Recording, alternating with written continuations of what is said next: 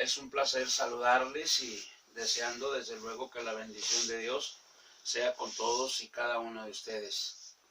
Hoy en este día el consejo de Dios lo tenemos basado en las palabras que nuestro Señor habló en el Evangelio de Juan, en el capítulo 16 y en el verso número 8, donde dice que el Espíritu de Dios, el Espíritu Santo, es el único que convencerá al mundo de pecado, de justicia y de juicio. Estas tres cosas son tres verdades eternas y son irrefutables. Son tres verdades que al leerlas en la palabra de Dios podemos pensar, meditar un momento en esto, porque es muy importante. Ahora en nuestros días,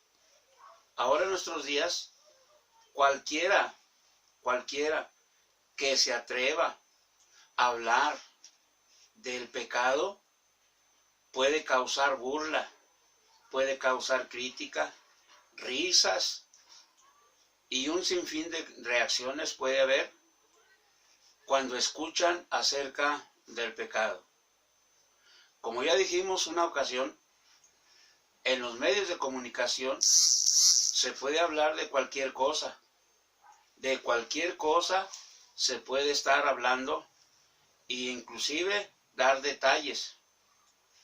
Cualquier tema se puede discutir, se puede alegar en los medios de comunicación.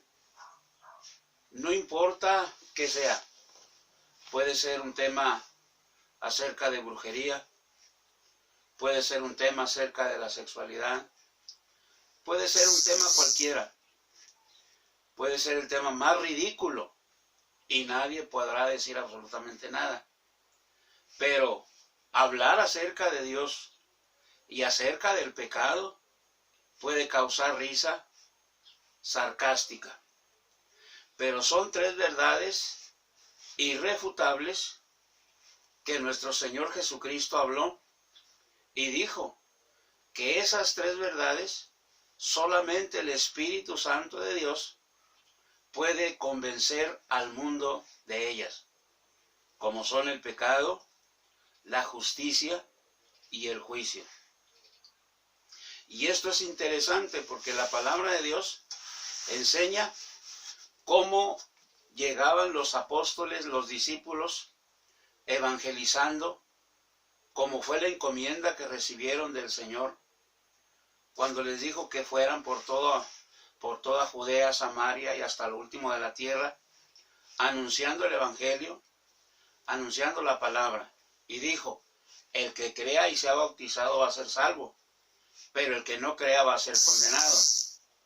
Cuando los discípulos se dieron a la tarea de cumplir con esta encomienda de parte de Jesús, donde quiera que ellos llegaban con el Evangelio, primeramente les hablaban de algo que muy raras veces se escucha en el púlpito moderno, en los púlpitos de hoy. Y ese tema que está muy lejos de oírse con insistencia como es el mandato de nuestro Señor Jesucristo, los discípulos llegaban y era de lo primero que hablaban. Y esto es del juicio. El juicio que Dios quería que la gente supiese, y una vez que la gente tenía un claro entendimiento del juicio de Dios que vendría a consecuencia del pecado, enseguida les hablaban del perdón. Tenemos, por ejemplo, en el libro de los Hechos, en el capítulo 10, donde el Señor envía al apóstol Pedro a casa de Cornelio. Cornelio era un centurión, un soldado romano, que tenía bajo sus órdenes una centuria, o sea, 100 soldados estaban bajo las órdenes de Cornelio. Y los soldados le rendían obediencia en todo sentido a Cornelio. Este hombre era un hombre piadoso, era un hombre que, a pesar de estar al servicio de Roma, de ser un soldado romano, era un hombre piadoso, era un hombre con un corazón compasivo, ayudaba mucho a su comunidad y dice que también oraba mucho. Y a este hombre el Señor le envía un mensajero, como era el apóstol Pedro. Cuando Pedro está en el techo de una casa, orando, entregando un ayuno, el Señor le muestra una visión. Y en esa visión, el Señor le muestra un lienzo con toda clase de animales terrestres y le dice: Pedro, levántate, mata y come. Y Pedro le dice: Señor, jamás ha entrado cosa inmunda por mis labios. Y el Señor le vuelve a hablar y le dice: Pedro, no llames inmundo a lo que yo ya limpié. En esta visión, el Señor le está avisando a Pedro, le está hablando a Pedro para avisarle que él tenía una encomienda para Pedro en casa de Cornelio. Y cuando Pedro acepta la comisión que el Señor le está dando, bajando del terrado, va a casa de Cornelio y dice que cuando él llega, la casa de Cornelio estaba llena de invitados. Y Pedro comienza hablando el mensaje del Evangelio, y de lo primero que les habla el apóstol Pedro es acerca del juicio de Dios. Cuando Pedro les habla acerca del juicio, enseguida anima a todos los oyentes a que vengan a Jesucristo y sean salvos. Primero les habló del juicio y luego les habló del perdón. En el capítulo 17 del mismo libro de los Hechos, el apóstol Pablo también se encuentra en una ciudad completamente entregada a la idolatría. Y en esta ciudad dice que el apóstol Pablo, caminando por cada una de sus calles, dice que en cada una de estas miraba altar a un dios. A lo que Pablo le llama la atención es un altar que no tenía absolutamente nada, solamente tenía un letrero que decía: al Dios no conocido.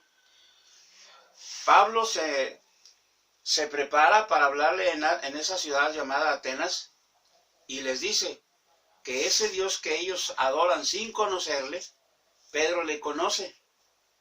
Y la gente se aglomeró, se arremolinó para oír. Algunos decían: vamos a ver qué nos dice este palabrero. Y se juntaban para oír el mensaje que Pablo traía. Y cuando Pablo tiene ahí un auditorio suficientemente grande, una audiencia grande, numerosa, notamos dos cosas. Número uno, la audiencia era compuesta en su mayoría, por gente intelectual, gente preparada, gente muy letrada. Y a esta clase de gente, el apóstol Pablo les dice que él tiene un conocimiento de ese Dios que ellos adoran sin conocerle. La segunda cosa que vemos en esta audiencia es que el mensaje de Pablo comienza por el juicio que Dios quería que Atenas, los habitantes en Atenas, supieran. Y Pablo comienza hablándoles acerca del juicio. Y luego, enseguida les habla del perdón. Ahora en nuestros días es muy rara la iglesia o el púlpito donde se habla del juicio de Dios. El juicio que está a punto de azotar a esta tierra por causa de su pecado. Algunos tal vez se soltarán riendo, algunos tal vez de manera sarcástica se burlarán, pero es una de las tres verdades irrefutables que solo el Espíritu Santo de Dios puede traer convencimiento a los oyentes. Pero lo increíble es lo raro que se escucha este tipo de mensajes en el púlpito moderno. Pero es importante hablar sobre este juicio, la justicia y el juicio de Dios. Ahora, no se necesita ser teólogo para entender estas cosas. Si entendemos lo que es la injusticia, entonces sabemos lo que es el pecado. Pero es muy importante insistir en este tipo de mensajes. Nuestro mundo desesperadamente se hunde, desesperadamente se enloda, lleva una carrera desesperada para destruirse a sí mismo. Pero la gracia de nuestro Señor Jesucristo sigue vigente. La palabra de Dios sigue viva. Quiere decir que la iglesia, la encargada de llevar el mensaje de arrepentimiento, es importante no hacer a un lado este tipo de mensaje, porque el juicio de Dios vendrá, lo anunciemos como iglesia o no lo anunciemos. La encomienda, la tarea que nuestro Señor quiere que nosotros, la iglesia, nosotros los predicadores del púlpito, no hagamos a un lado, es este tipo de mensaje, el juicio de Dios. En el libro del profeta Isaías dice que el Señor ajustará su juicio a cordel y a nivel la justicia o a plomada. Y esto es importante. ¿Por qué? Porque el juicio de Dios es justo y no va a poder sobornar nadie a este juez. De tal manera que nosotros, la iglesia, tenemos la responsabilidad no solamente de anunciar este tipo de mensaje, sino también de evitar ese juicio de Dios. Porque la palabra de Dios dice que el juicio del buen juez comenzará por su casa. Y la casa de nuestro Dios es la iglesia, compuesta no por gente religiosa ni fanática, sino por gente que está consciente de que ha entregado su vida, su corazón al Señor Jesucristo. Esto quiere decir que todos los que hemos entendido que Jesús murió en la cruz, derramó hasta la última gota de su sangre por causa de nuestro pecado, el pecado que todos y cada uno habíamos cometido, porque dice la palabra que todos hemos pecado y todos estábamos destituidos de la gloria de Dios. Pero la sangre de Jesucristo que se derramó en la cruz del Calvario fue precisamente por eso, por causa de nuestras rebeliones, por causa de nuestros pecados. Y la palabra dice que todavía los que hemos recibido a Jesucristo y hemos sido lavados y transformados por su sangre, dice, si hemos cometido pecado, abogado tenemos para con el Padre, a Jesucristo el justo. Quiere decir entonces que esa sangre que se derramó en la cruz del Calvario por causa de nuestro pecado, aún nos continúa limpiando de todo pecado. Quiere decir entonces que cada uno de los pecadores, como somos todos y cada uno de nosotros, tenemos un abogado en el cielo para con el Padre, y esto es a Jesucristo.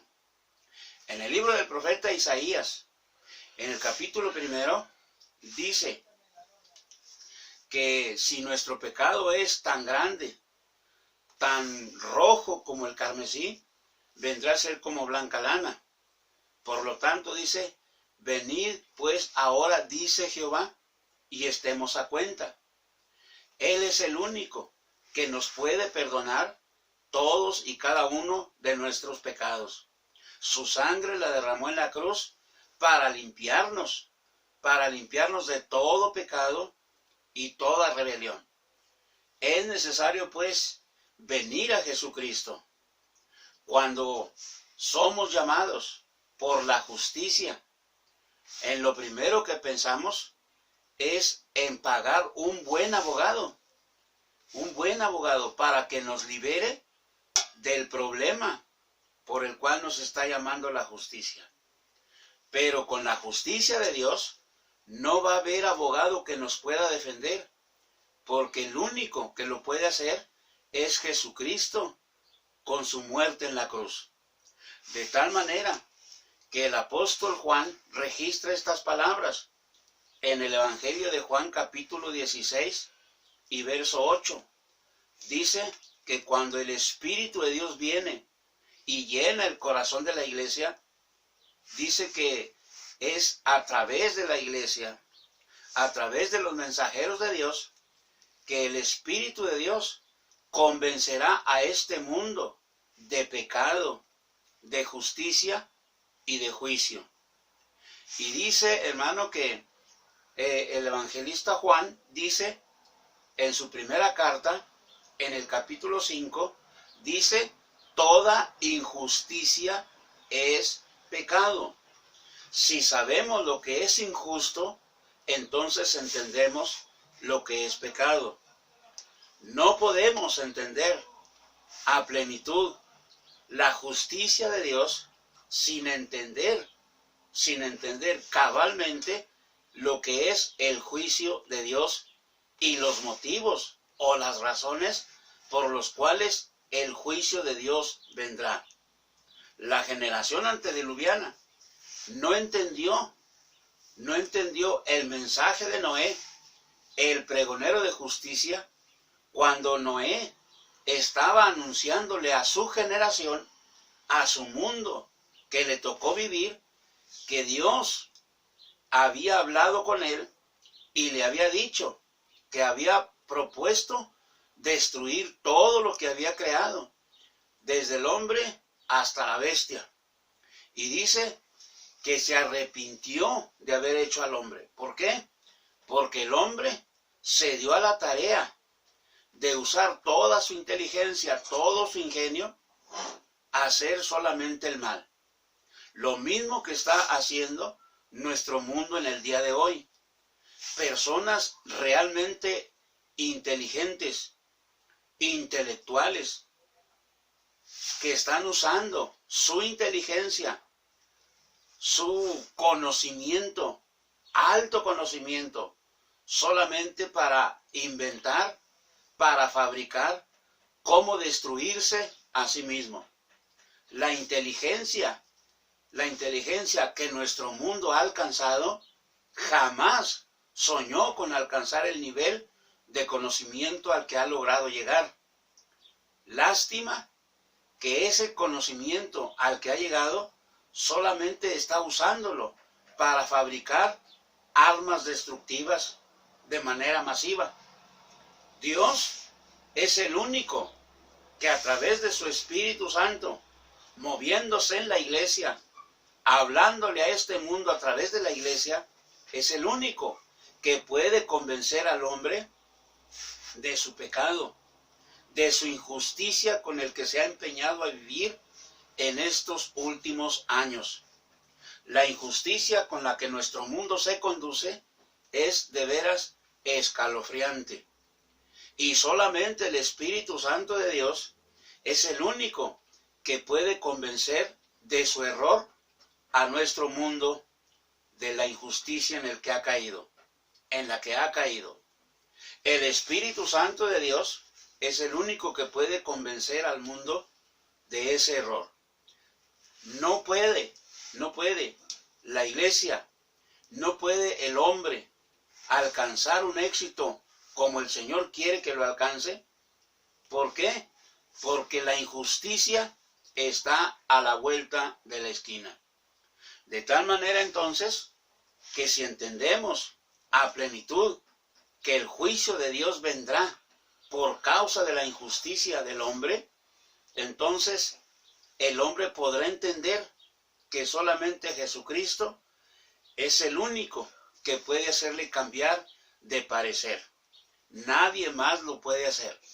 No hay centro de rehabilitación que pueda convencer al hombre de la destrucción en la que se ha empeñado a vivir. Y eso es interesante, pero también es alarmante. El Espíritu Santo de Dios es el único que puede convencer a este mundo. El pecado cada día está alcanzando niveles sumamente alarmantes. La injusticia está a flor de piel en los seres humanos. De tal manera entonces que el juicio de Dios, que está pronto a venir sobre este mundo por causa de su pecado, es inevitable. Vendrá porque así está escrito. Pero el Señor dice en el libro del profeta Isaías, como ya lo cité, dice que Él ajustará su justicia con plomada y con cordel. Dice que el juicio de Dios será un juicio justo y también muy real. De manera entonces, mis amados, que nosotros tenemos la responsabilidad directa de parte de nuestro Dios de no callar este mensaje. Tenemos que anunciarlo, porque si logramos anunciar el mensaje que quiere Dios, lo más complicado, lo más difícil, lo imposible para nosotros como seres humanos es trabajo de Dios. Y el trabajo de Dios que nadie más puede hacer es convencer a este mundo del pecado, de la injusticia y del juicio de Dios. Tres verdades eternas que son irrefutables, no son negociables. Son tres verdades que es necesario que nuestro mundo conozca a plenitud. Nuestro mundo no puede conocer estas tres verdades si la iglesia, responsable de hacerles ver, de anunciar esto, se calla. No es posible ocultar el juicio que viene, porque entonces nosotros seremos los responsables. En el libro del profeta Ezequiel dice que el Señor nos ha puesto por atalayas. El trabajo de un atalaya en el Antiguo Testamento era uno que estaba parado sobre un baluarte en lo alto de una pared y vigilando el camino. Cuando el enemigo estaba listo para entrar e invadir la ciudad, la responsabilidad del atalaya es alertar al pueblo. Si el pueblo no era alertado por el atalaya, el responsable era el atalaya. Dios nos ha puesto por sus atalayas para alertar a este mundo del juicio que viene por causa de su rebelión, por causa de su pecado, por causa de la injusticia. El justo juicio de Dios será inevitable. Anunciemos pues este mensaje, y es urgente hacerlo en esta recta final del camino. Jesucristo pronto viene y dice que es muy necesario hablar de este mensaje, porque todo el que crea va a ser salvo, mas el que no crea, el que rechace el mensaje del Evangelio, el que rechace a Jesucristo como el único mediador puesto por Dios entre el hombre y Dios, va a ser condenado a una perdición eterna. De tal manera entonces que tenemos una responsabilidad, tenemos un trabajo muy delicado, como es anunciar este mensaje poderoso del Evangelio. Es muy importante para nosotros, la iglesia, anunciar estas tres verdades eternas. Hagámoslo siempre con valor, hagámoslo siempre con temor y con temblor, hagámoslo con fidelidad y a la vez con mucha responsabilidad. Dice el apóstol que escribió la carta a los hebreos, dice que debemos de andar con mucho cuidado, no sea que nos deslicemos y no alcancemos la bendición que se nos ha preparado en Jesucristo. Seamos fieles, mis amados, mayormente en estos últimos metros de la carrera. No nos desanimemos, prediquemos el Evangelio, hagamos la labor que nuestro Señor Jesucristo quiere que hagamos. Anunciemos la palabra con mucho temor y temblor. Hagámoslo porque para eso fuimos llamados, pero a la vez preparémonos para no ser dejados atrás. Así es de que entendamos y reconozcamos esto. Solamente en Jesucristo y con la ayuda de su Santo Espíritu podremos salir firmes y adelante en Jesucristo. Así que, mis amados, no callemos el mensaje del Evangelio. Hablemos porque fuimos llamados para eso. Prediquemos el mensaje del Evangelio como nunca lo habíamos hecho.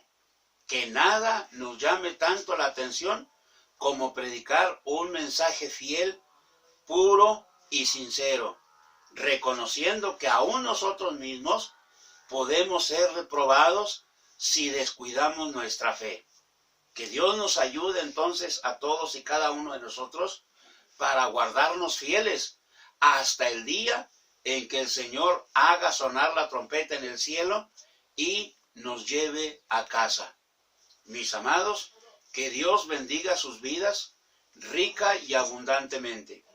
Si nuestro Dios no dispone otra cosa, esperamos vernos, saludarnos y encontrarnos por este medio en la próxima transmisión.